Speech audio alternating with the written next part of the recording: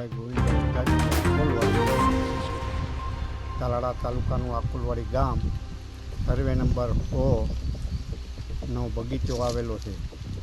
તેમાં 15%ની ફૂટ છે, પણ એમાં બંધારણ થતું નથી હજી, અને સાવ ફેલ છે. કે સરકાર થોડીક સહાય કરે તો ખેડૂતો ઊભા થઈ શકે, બાકી ખેડૂતોને બગીચા કાપવાનો વારો આવે એમ છે. કેટલા ટકાની નુકસાની છે? 90%ની નુકસાન. અત્યારે બાગાયત ખાતામાં કોઈ નિરીક્ષણ કરવા આવ્યા કોઈ અધિકારીઓ કે નહીં? કોઈ આવ્યા નથી, સમજ્યા? અત્યાર સુધી કોઈ આવ્યું નથી. આ તમે જ આવ્યા. બાકી છે ને, ખેડૂત હવે પગભર થઈ શકે એમ છે જ નહીં બગીચામાં, કારણ કે અત્યારે દવાના છંટકાવો એવડા થાય છે, પણ કોઈ જાતનું રિઝલ્ટ મળતું નથી. આ બાગાયત ખાતાને કાંઈ નિરીક્ષણ કરવા આવ્યા હતા આની પહેલાં કે? ક્યારેય નથી આવ્યા, કોઈ જોવા જ નથી આવતું. બાગાયતની સહાય તમે શું માંગણી કરો સરકાર પાસેથી? સરકાર પાસેથી એ માગણી છે કે ભાઈ થોડી ઘણી સહાય કરો તો ખેડૂતો એના આ બિલ ભરી શકે, બાકી કોઈ જાતનું ભરી શકે એમ નથી. આગામી દિવસમાં બગીચો તમે રાખશો કે નહીં રાખો? હવે આમાં શું છે કે જો ઓણકું વાટ જોવાની છે, બાકી છે ને કાપવાના જ છે બગીચા. ગીરના બાગાયતી ઝાડ કેટલા કપાણા અત્યારે લગનમાં? અત્યારે લગ્નમાં આકોલવાડી ગીરમાં 4 બગીચાની કટિંગ હજી અત્યારે ચાલુ છે. 3-4 બગીચાના કટિંગ ચાલુ છે, અને આવતા સમયમાં જો આ ખરી જશે તો પછી બીજા ખેડૂત હોતેને કાપવા એને હિસાબે કાપી નાખશે. તમારે કેટલા ટકાનું અત્યારે બંધારણ છે? અત્યારે બંધારણ તો 15%નું છે, પણ એમાંય મગીઓ થતો જ નથી. મગિયા ઈડ આવી છે, એને હિસાબે ફૂલમાં મોટી નુકસાની છે. દવા છાંટતાય એનો ફેર પડતો નથી. તો અમે સરકાર પાસે શું માંગણી કરો સહાયની? સહાય અમને થોડી ઘણી સહાય આપે, બરાબર, તો આમાં અમારું કંઈક હાલે. બાકી તો હવે આમાં શું કરવું? પરિચય આપો. મારું નામ ગીરધરભાઈ મકાણી, તાલુકો તાલાળા, આકોલવાડી, જિલ્લો ગીર સોમનાથ. મારી જવાબદારી પ્રદેશ કિસાન કોંગ્રેસના મંત્રી તરીકે હું સેવા આપું છું, અને ખેડૂતોના જે કાંઈ પ્રશ્નો હોય એને ઉઠાવવાનું સરકાર સુધી પહોંચાડવાનું રમેશ અમે કામ કરીએ છીએ. બાગાયતમાં મોર નથી આવ્યો, કેટલા ટકાનો નથી આવ્યો? બાગાયતમાં અત્યારે તપાસ કરતા અને અમારા ધ્યાન ઉપર કે 30-40% બાગાયતમાં ક્યાંય મોર દેખાતો નથી, અને જે ઝાડવા છે એ રોકાઈ ગયા છે. એમાં આગામી દિવસોમાં મોર આવે કે કેમ, અને એમાં બંધારણ થાય અને કેરી થાય કે કેમ, એક પ્રશ્નાર્થ તાલાળા વિસ્તારના ખેડૂતોને મૂંઝવી રહ્યો છે.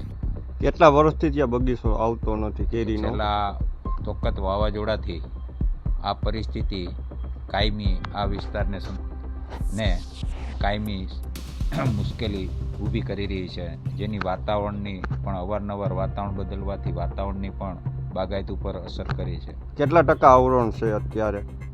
અત્યારે જે કાંઈ આવરણ છે એ 25-30%, 40% જેવું દેખાય, પણ એમ કે એમાં અત્યારે વાતાવરણમાં એકદમ પલટો આવતા અત્યારે એમાં 15-20-25% ડેમેજ થઈ ગયું છે, જેમાં કોઈ બંધારણ થવાની શક્યતા નથી રહેતી. જેનો પવન અને ઠંડીના પ્રમાણને હિસાબે એમાં નુકસાની દેખાય છે. એટલે હજી બંધારણ જોઈએ એવું થતું નથી. એટલે ભવિષ્યમાં બાગાયતી પાકને કેટલું નુકસાન થાય છે, અને ખેડૂતોને આ બાબતે અવારનવાર સરકારશ્રીને રજૂઆત પણ કરવામાં આવે છે, અને બાગાયતી ખેડૂતોને આંબાના પાકની કોઈ સરકારશ્રી તરફથી સહાય પણ ચૂકવવામાં આવતી નથી. ગયા વર્ષનો દાખલો આપું તો ગયા વર્ષે આ વિસ્તારના ખેડૂતોએ અનેક વખત આંદોલન કરી અને 2 વાર જે તે બાગાયત વિભાગ પાસે સર્વે કરાવ્યું હતું, છતાં પણ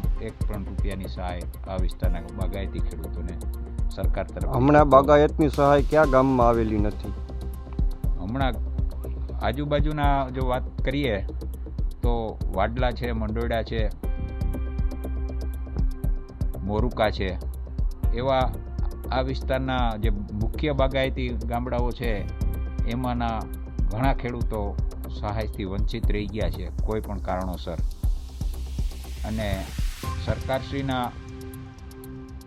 કહેવા પ્રમાણે તમામ ખેડૂતોને 100% સહાય ચૂકવવાની જે જાહેરાત કરેલી છે, તો બાગાયતી ખેડૂતોને જે તે તંત્ર શા માટે બાકાત રાખે છે એ એક પ્રશ્ન ખેડૂતોને મૂંઝવી રહ્યો છે, જેની પણ અમારા સુધી ખેડૂતોએ એની જે પોતાને સહાય નથી મળી એ બાબતે અમારું પણ ધ્યાન દોર્યું છે અને અમારી પાસે પણ એની વેદના રજૂ કરી છે, જે આગામી દિવસોમાં અમે સરકારનું પણ ધ્યાન દોરશું. સરકારે પત્રો બહાર પાડ્યો તો કેવા કેવા ખેડૂતોને બાકાત કરવામાં આવ્યા? સરકારે જે કંઈ પરિપત્ર બહાર પાડ્યો છે એમાં બાગાયતી પાકને પણ આવરી લીધા છે, પણ મુશ્કેલી ત્યાં છે કે જે તે બાગાયત વિભાગ, ખેતીવાડી વિભાગના અધિકારીઓ કે સર્વે કરવાવાળા કે સહાય ચૂકવવાવાળા વિતરણ અધિકારીઓ અલગ કરી અને ખેડૂતોને ગુમરાહ કરી રહ્યા હોય એવું અમને દેખાય છે, કે જેથી કરીને પરિસ્થિતિ આ નિર્માણ થાય છે. આપ સરકાર પાસેથી શું સહાય માગો છો બાગાયતની? આગામી દિવસોમાં જો આ પાક નિષ્ફળ જાય અને ખેડૂતોને મુશ્કેલી ઊભી થાય તો સરકારશ્રીએ સામેથી આ વિસ્તારના ખેડૂતોને સહાય ચૂકવવા માટે આગોતરું આયોજન કરવું જોઈએ અને સર્વે કરાવવી. સરકારશ્રી કાંઈ સહાય કરવા માટે જાહેરાત કરી કે કાંઈ બગીચામાં એકેય સર્વે કરેલું છે? ના, ક્યારેય પણ સર્વે નથી કરેલું. ગયા વર્ષે કરેલું હતું, આ વર્ષે તો કોઈ બાબતે કંઈ સહાય કે ચૂકવવાની કે સર્વેની કોઈ વાત નથી. ગયા વર્ષે ખાલી સર્વે થયું હતું પણ સહાય ખેડૂતોને મળી નહોતી. આમાં અધિકારીઓને મિલી ભગત છે કે સરકારની? સરકારની નીતિ સારી હોય, પોઝિટિવ હોય, પણ સ્થાનિક રિપોર્ટ નેગેટિવ, વાસ્તવિકતા જમીન સ્થળ ઉપર જે વાસ્તવિકતા હોય છે એનાથી વિરુદ્ધ રિપોર્ટ જતા હોય, જેથી કરીને સરકારને પણ સ્થાનિક તંત્ર ગેરમાર્ગે દોરતો હોય એવું અમને લાગી રહ્યું ખેડૂતોને. એટલે આ બાબતે યોગ્ય કાર્યવાહી કરી અને યોગ્ય સર્વે કરવામાં આવે તો ખેડૂતોને આ જે કાંઈ પરિસ્થિતિનું નિર્માણ થયું છે ખેડૂતોનું, અને ખેડૂતો બરબાદ થઈ રહ્યા છે અને આર્થિક નુકસાની સહન કરી રહ્યા છે અને આ પરિસ્થિતિની સામે ઝઝૂમી રહ્યા છે, એટલે સરકારે આમાં ખેડૂતોના દેવા માફ થાય એવા સામૂહિક પગલાં ભરવા જોઈએ એવું અમારી માગણી અને લાગણી છે. આપ કેટલા ટકાનું દેવું માફ કરવા માંગો? ખેડૂતોનું 100% દેવું માફ થાય એવી કોંગ્રેસ પણ એક યાત્રા કાઢી અને ખેડૂતોના દેવા માટે સરકાર પાસે માગણી કરી રહી છે. એટલે ખેડૂતોને વહેલી તકે ન્યાય મળે તો ખેડૂતોની બરબાદી અટકે અને ખેડૂતો આપઘાત તરફ ન વળે એના માટે સરકાર વહેલી તકે પગલાં લે એવું અમારું માનવું છે.